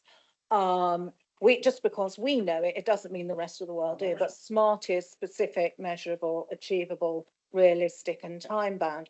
What we're trying to move away from is historically we've had a lot of noting to do, and we just make comments that either wind up in the report or don't. This time we actually want to sort of beef it up so they are substantial recommendations, and not only that they just disappear into the ether. There is a formula, a format, a process for tracking them. Adult children's scrutiny already does that through an outcome tracker, and this proposal should mean that it should be carried through to the rest of the scrutiny committees. So when we make a recommendation, we can actually see what happens to it, because I know it's been a frustration for some scrutiny committees that their recommendations have just disappeared, never to be seen again, or they get stalled or they disappear. So this is one way of holding everybody to account, because at the end of the day, scrutiny is the main means, if not the only means, that the grassroots backbench elected member can hold an executive or indeed the council itself to account. Further comments, members? Councillor Kay. Thank you. I've only followed this from a distance. I'm not on any scrutiny committees, but I do occasionally drop in and listen, particularly to climate, environment and place. And I'm looking at Appendix A, I'm not sure if it's A1 or A2, which is page 51 of the complete reports pack. And it just lists all the things. It's the detailed functions of what each of the new 4 scrutiny committees will cover. And if you look at climate, environment and place, it goes on and on and on to 4 pages. Now, I understand that some of those might be small things like dog wardens, small departments, whereas, you know, adults and health are dealing with massive departments. However, there is already a problem, it seems to me, at the environment, community, place scrutiny committee, where they don't get through all the business, and they have to sometimes slot in an extra scrutiny meeting. And I just wanted to have that logged, please, as a concern. I may abstain on this one because I'm just concerned about the amount of extra responsibilities that have been given to that scrutiny committee. Helen Kay. Councillor Evans.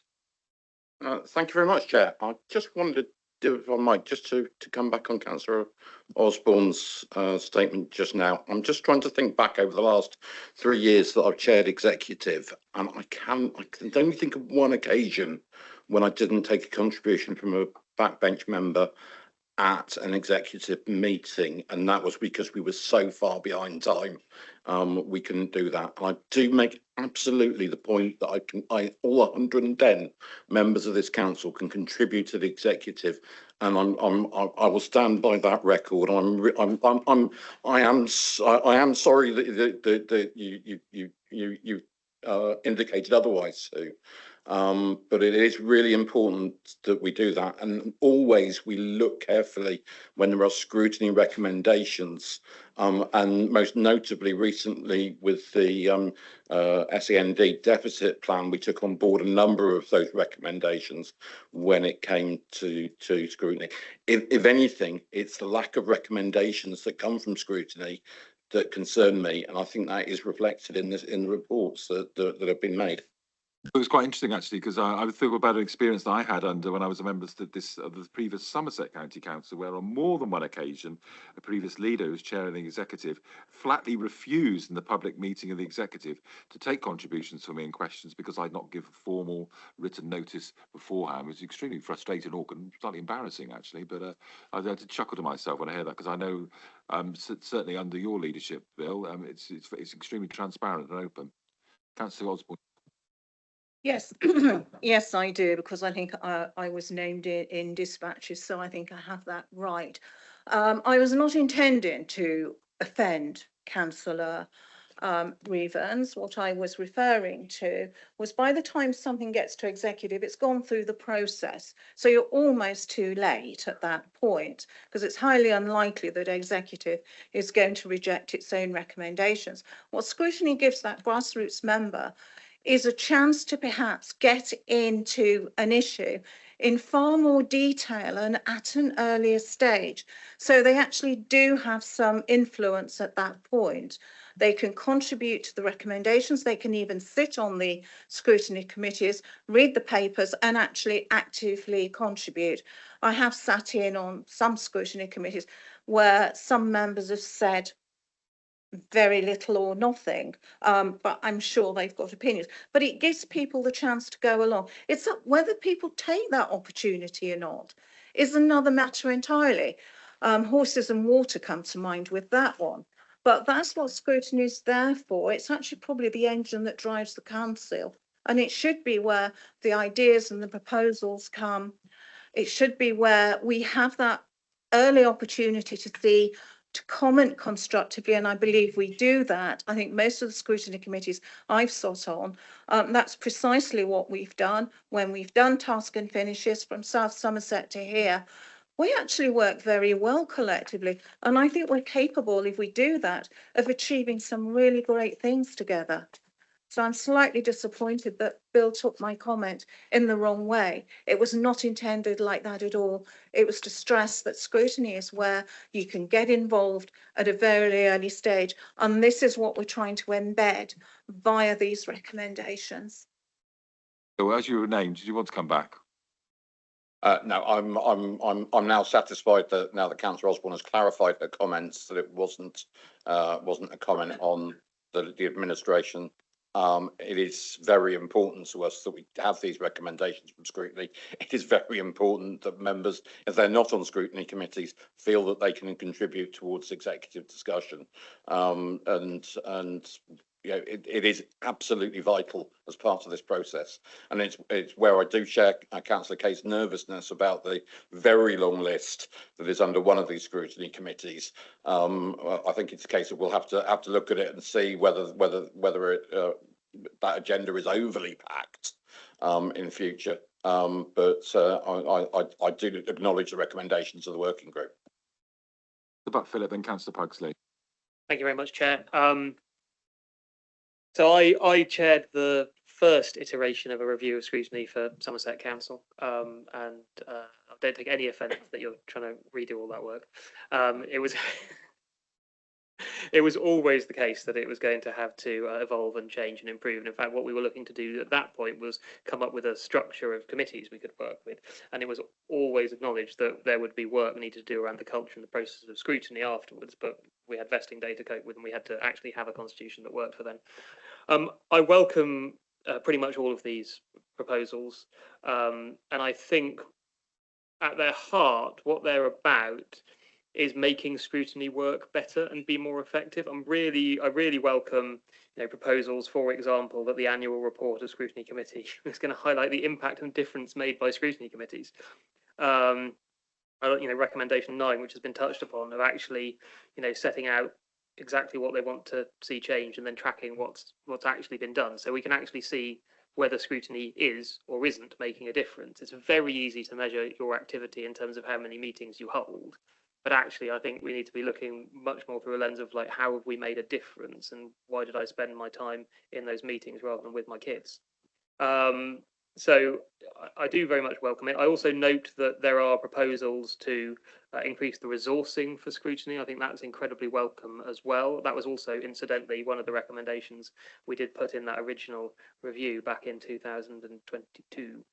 I welcome the proposals about a programme of training for councillors and officers, about getting everyone to have a shared vision. It's all hugely to be welcomed. But particularly, I think, the important thing we need to take away is the need to get scrutiny involved much further downstream in the decision-making. Well, not even in the decision-making process. That's the point. I think scrutiny needs to not be so wedded to the decision-making process that what it is doing is constantly saying, right, what is the executive going to go and do? Let's make sure we've scrutinised it before, and if not, we'll get very upset that we're scrutinising it afterwards. But actually, in order to make the real difference, they need to be looking at what the council's doing, having task and finish groups, making recommendations that can feed into the decision to make decisions on things and the decision to review things and make new policies. And I think this puts us in a really good place to be able to do that. I think it's really important that we make sure that all those recommendations about training, both for members and for officers, about developing the shared understanding of what scrutiny is for, about developing the protocols, and indeed and the forward plan, and indeed putting in that extra resourcing for scrutiny wherever it's going to come from, are incredibly important, because we need to see scrutiny. It has the potential to be hugely valuable. It is hugely valuable, but it can be much more impactful, in my view, than it is now. And as a member of the executive, I don't see that as something that's going to make my life harder. I think it's something that's going to make us as Somerset Council better able to, and I'll just repeat myself again because I've said it about 47 times this year already, deliver for the people and communities of Somerset. Mr. Butt-Phillip, Councillor Pugsley. Thank you very much, Mr. Chairman, and can I just welcome very much what Councillor Butt-Phillip has just said. He's had the dubious privilege of having to sit at many of our scrutiny meetings and listen to the debate, so he certainly knows whereof he speaks. I just wanted to come back to Councillor Kay. As you will expect, a number of members, or all members probably on the working group, shared the concerns that she is making about the number of service tasks that would fall under the Climate, Environment and Place Scrutiny Committee. However, perhaps a better table to be looking at is, rather than pages 51 to 54, if you go to page 55 and you look at the high level sheet, which is still Appendix A, but it's the high level, you will see it is a much more finely balanced series of tasks that fall to each group.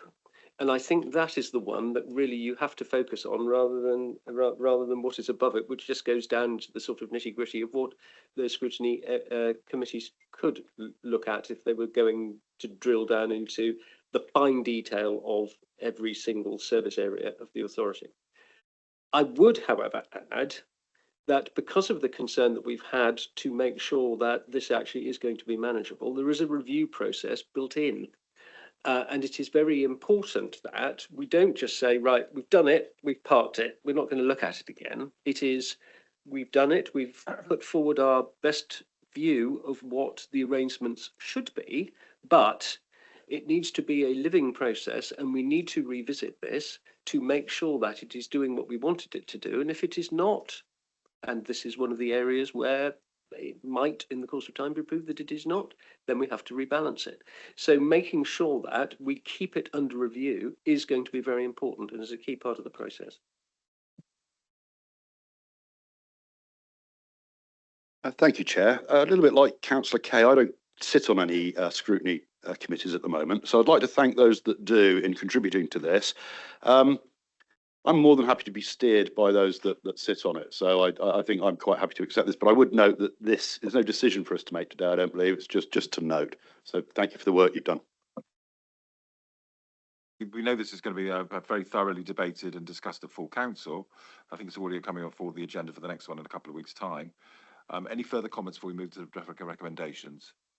They're listed in front of you, numbers 1, 2 and 3. All those in favour? Oh, Emily, sorry. My only comment would be, I've noticed that one of the recommendations is to increase officer hours. Given that one of the other recommendations is to create more task and finish groups, which is excellent because you can take all sorts of people from all sorts of their places for those things. Are there hours, are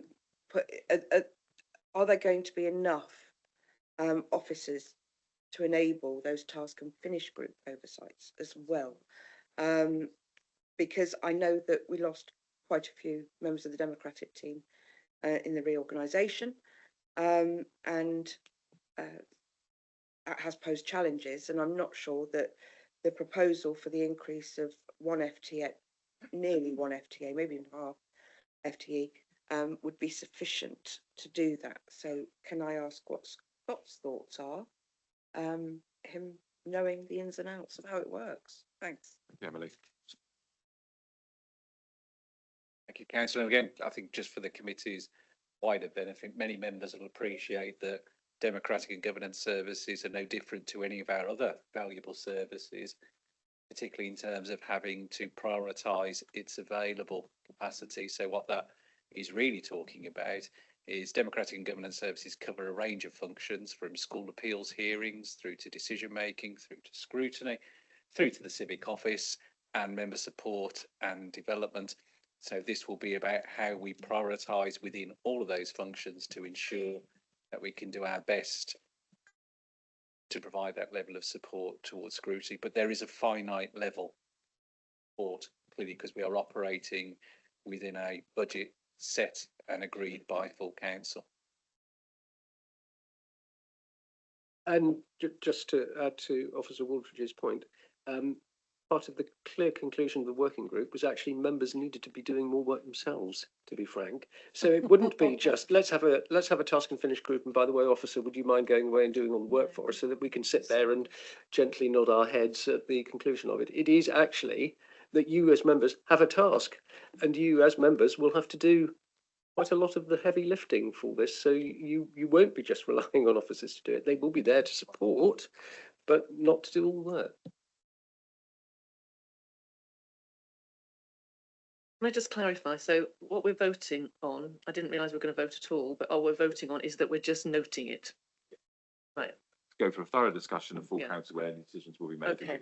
And just to go back to Councillor Pugsley, if possible, I'd be interested to talk to you later about the review process on this. Thank you. All those in favour? Any against? Any abstentions? It's carried. Item number 7, we move back to our favourite topic of conversations, which is community governance reviews. We do like those on Constitution and Governance Committee. And this one, we're talking about Ansford and Castle Carey parishes. And this is obviously not going to be as long and thorough debate as we had with Hughes, Piskie and Langport, but more in terms of the debates we had previously about those two parishes, because it's more process driven about where we are with the process at the moment, isn't it? We're nowhere near making a decision at this stage on that one. But Stephen, you enlighten us. Hope the microphone's working. Yeah, good. Yes, we've had valid petitions from the two parishes, and we now need to kick off statutorily the review. I put round a quick plan to show where Castle Carey and Ansford are. Ansford is the parish which actually has Castle Carey station in it, just to confuse everybody. While we're looking at that, perhaps we could also go to look at the one boundary between the two parishes, which is difficult, which is on map 2, which is it's 57 to 64 Churchfield Drive, Venus Cottage and Step Aside, which would move from Castle Carey to Ansford, because again, there's one of the properties at least, the boundary goes through it. It's on the screen now. If you can put the cursor on it, it's that area just there, as you can see. And certainly Councillor Hobhouse says he hates going around there canvassing because it's difficult to know which parish you're in at that particular point. But that's the only really boundary issue involved. So we just need to go through the first stage of consultation on the proposals which have come through the 2 petitions. We were well aware of the process that we've gone through with the other Hughes, Pescaby and Langport, so we're well versed on that process for members of this committee of long-standing nature.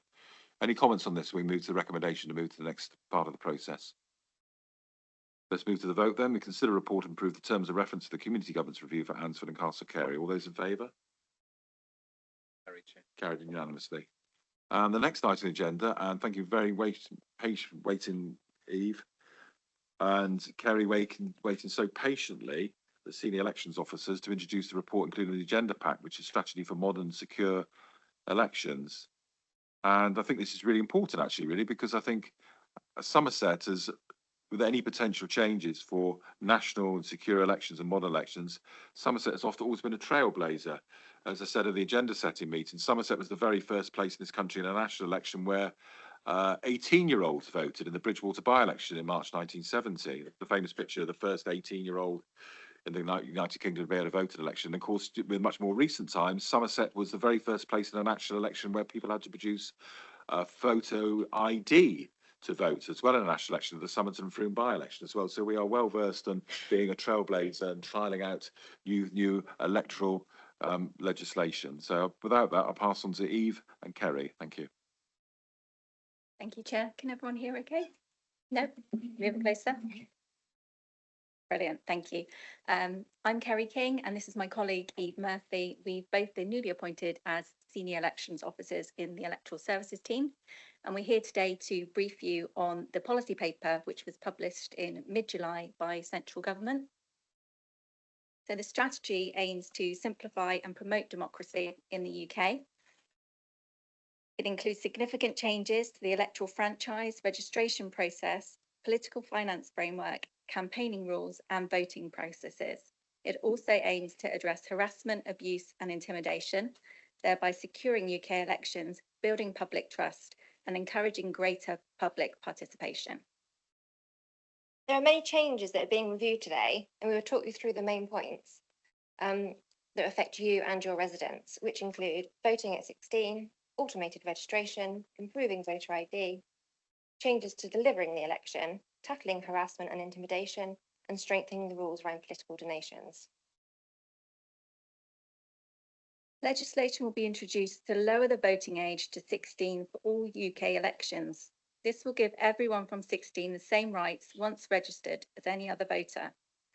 Registration will be enabled from the age of 14 to ensure that young people are fully registered by the time they reach voting age. The minimum age to stand as a candidate will remain as 18. The Electoral Commission estimates that about 8 million people are incorrectly registered or missing from the electoral register, which means they're unable to vote.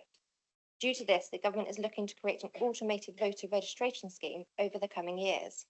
There's no clear plans for how this is going to be actioned. However, past reports have considered organisations such as the Passport Office providing details to us to get those people registered. This will be a big change to electoral registration and for us within the team of how we develop and administer our applications. Another change being considered is how electors are currently entered onto the open register. Currently, this is automatic, and electors have to opt out. Going forward, they have to opt in to that open register, which is the one that could be purchased by anybody. Voter ID was implemented in 2023, and this strategy is looking to improve the accessibility for the voter. It is anticipated that the list of accepted documents will be expanded to include UK-issued bank cards displaying the elector's name, and HM Armed Forces and veteran cards are now accepted as voter ID. The government are also working to implement digital IDs to be accepted at polling stations, provided they can be verified by a visual check. This will be done through a secure gov.uk wallet system. Potentially, EROs may also be able to issue digital voter authority certificates. Many changes are being proposed around the delivery of elections, including the registration deadline, bringing it back from midnight to 5 o'clock. This will fall in line with other deadlines, such as your postal and your proxy votes. This will also allow us as a team to get those registrations with queries sorted within the same working day. With regard to postals, they're looking to bring this deadline back as well. The electors have a less time to apply for a postal vote, but it gives us more time to get their postal packs out to them for those that have them in place. Also, with those that have the postal packs in place, they're looking to reduce the time that we are able to reissue a pack. So at the minute, there's a deadline of when we can send the first reissue out. If somebody's spoilt their vote, we can now get those going forward. We'll be able to get those packs out earlier to them so they can get them back in on time. And then following on from this, they're also looking at the ability to cancel packs completely if we are certain that the elector has not voted and they are unable to vote with the pack that we've given them, which they can't do at the minute. And this will allow them then to go and vote in the station in person. With regards to nominations, for UK and PCC, they're looking to bring the nomination deadline times from 10 till 4 p.m. to 9 till 5 p.m., giving you a greater window to bring those nominations in. The deadline on the final day for all polls will remove from 4 p.m. to 12 p.m., which gives us, the elections team, greater time to give the data to the printers and get those ballot packs out. A review will also be taking place to look at the nomination packs to rationalise and simplify them to ensure that they're clearer, especially for the penalty for lying to the returning officer. We and other authorities have difficulty in retaining our polling station staff and recruiting them. And this strategy aims to review the process and look at the role that they play within the station and how technology can be brought in to help them undertake that role. And with the returning officer, it's recommended that legislation should mandate that the role of returning officer is held by a sufficiently senior officer of the council. This is already the case here. The recommendation is being brought in as that senior role helps to ensure they have the authority to help utilise council resources, such as polling station staff, and engage effectively with political parties.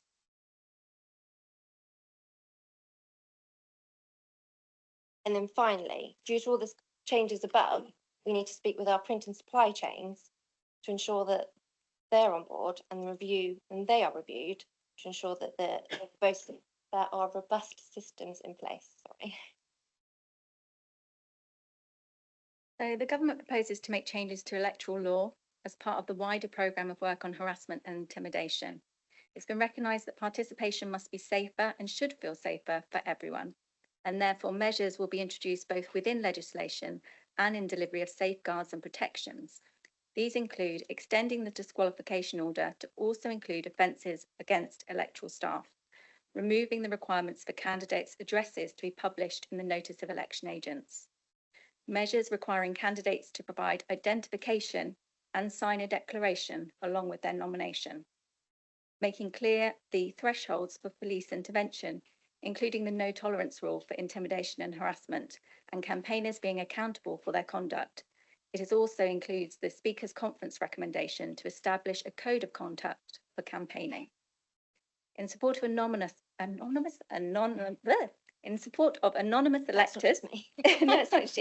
this strategy looks at amending the anonymous registration rules to extend the length of the anonymity period, meaning they no longer have to reapply annually. With regards to political donations, they're looking to change the electoral law framework. This will apply to all types of donations via any financial transaction, including cryptocurrency.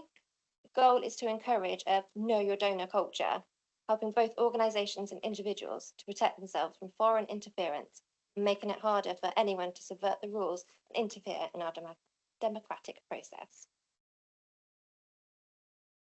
To deliver these changes, the government will bring forward an Elections and Democracy Bill during this Parliament. The bill will deliver the government's manifesto commitments and wider ambitions set out in the strategy by putting in place the legislation required for these reforms. A subsequent programme of secondary legislation will set out the detail for implementation. Alongside this, the necessary digital services and solutions will be developed, tested and delivered to support both electoral administrators delivering and voters participating in this public service. Further details of these measures can be found by accessing the links to the government site as provided in your committee paper. It's worth noting that the old minister was a keen advocate for this strategy. Steve Reed took over last week, so we are waiting to see how this will be taken forward or developed. There are currently no clear timelines on this at present. As an aside from the strategy, we also wanted to make you aware of the English Devolution and Community Engagement Empowerment Bill, as it contains recommendations to change the Police and Crime Commissioner account. The change has been proposed to return to the supplementary voting system, where the elector is able to make a first and second choice. This allows for a second round of counting if no candidate reaches the 50% of the first choice of votes. If agreed, the change will be imposed at the next PCC election in 2028. Thank you. Thank you. It's a very thorough report, and it's much more forthcoming, the report, and fulfilling in terms of the issues it's looking at than most of us would expect. Quite interesting little things there, that obviously the last bit you talked about, any future PCC elections and any, if we were to become part of an elected mayor area, that would be considered under the supplementary vote process, which it always was, but it was changed for the last elections for the previous government. And the other thing that interests me as well, we proposed to move away from the process of coterminosity in times of age of people able to stand for election and people voting. You know, for when voting was introduced at 18 in 1970, you still had to be 21 before you could stand for election for decades afterwards, before that was brought down to 18. And now they're talking about votes at 16, but still leaving the having to stand at 18. They're not sort of matching those up. Interesting. Anyway, any other comments or questions? More a comment than a question. I just noticed in relation to donations that they're now going to be clamping down on shell companies. I think that's probably a little bit above our pay grade. I'm not sure that really happens here, but I think that's very, very welcome, to be quite honest. And I'm quite interested to know what those proposals actually will be firmly.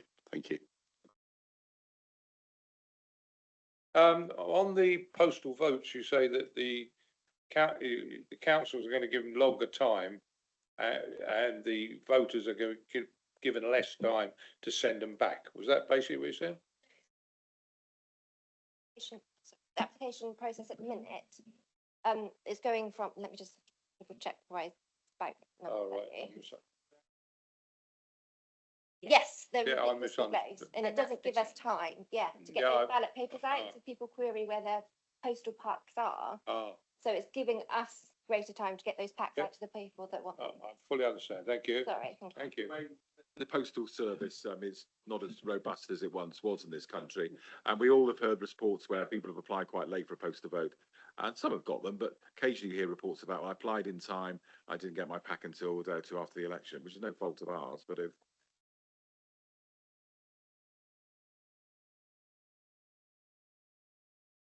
Yes, thank you, Chair. The thing about the candidate not having to have an address, I can understand the thinking there, but I think most voters want some sort of reassurance that the person they're voting for is somebody local. Is there a way of getting around that? I know sometimes an address in the constituency, I find that very vague. I think I'd want something a bit tighter than that, to know that the person I'm voting for is somebody who's going to fight for the community and be local. Thank you. Obviously, we can only go on what we can do, and it is addressed within the local area. I think why the home address form was brought in was to help protect the people that are standing and encourage more people to stand without having to put their address out into the wider public? Are using that, probably made more than 50% probably use that facility now. Sad, but it's quite necessary in some cases because of potential harassment and intimidation. Martin Well. I was going to say same point, Chairman, that in fact we're lucky this doesn't apply to us, but you go to certain areas and they won't stand if you've got to put your address in. Sad, very sad, but it's the way it is now. We're fortunate. Yeah. Any other comments? This is a report to note. Any other comments at all? Move to the recommendation then. We recommend the report and consider note the report. It's very interesting actually what they're proposing to do. All those in favour? It's carried, isn't it? Thank you. And the last item on the agenda is our usual review of the Constitution and Governance Committee work programme, pages 123 and 124. Any comments on that?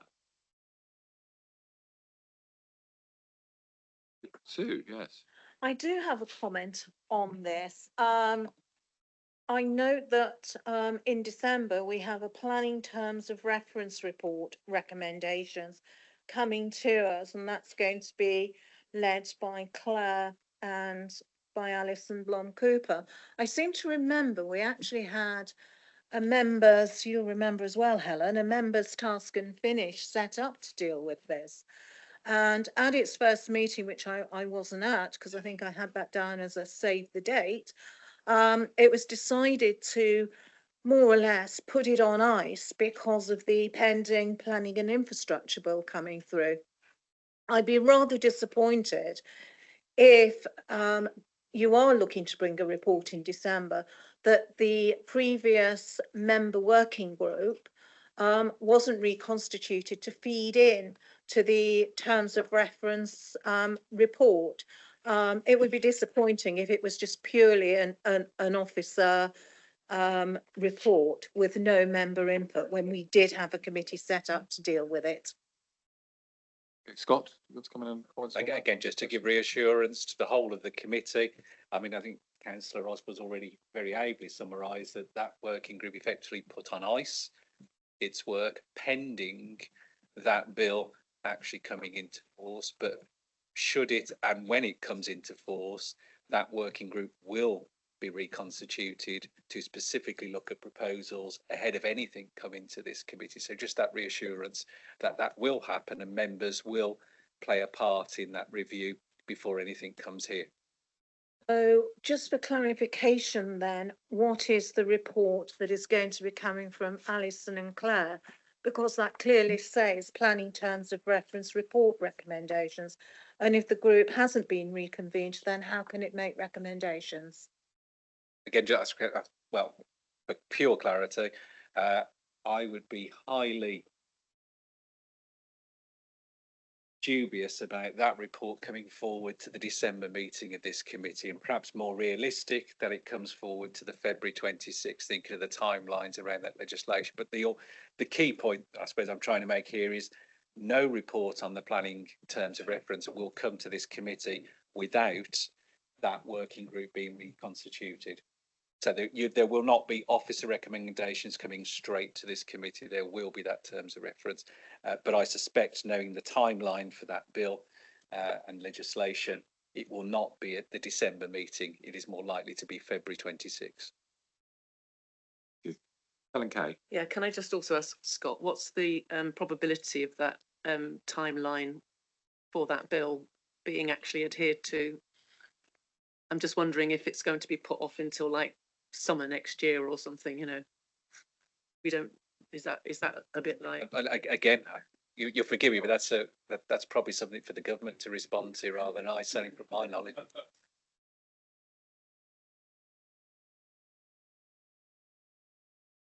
Any other further comments, or should I move to the recommendation to note? Move. Any against? This carried. That formally closes the meeting. Thank you very much, ladies and gentlemen.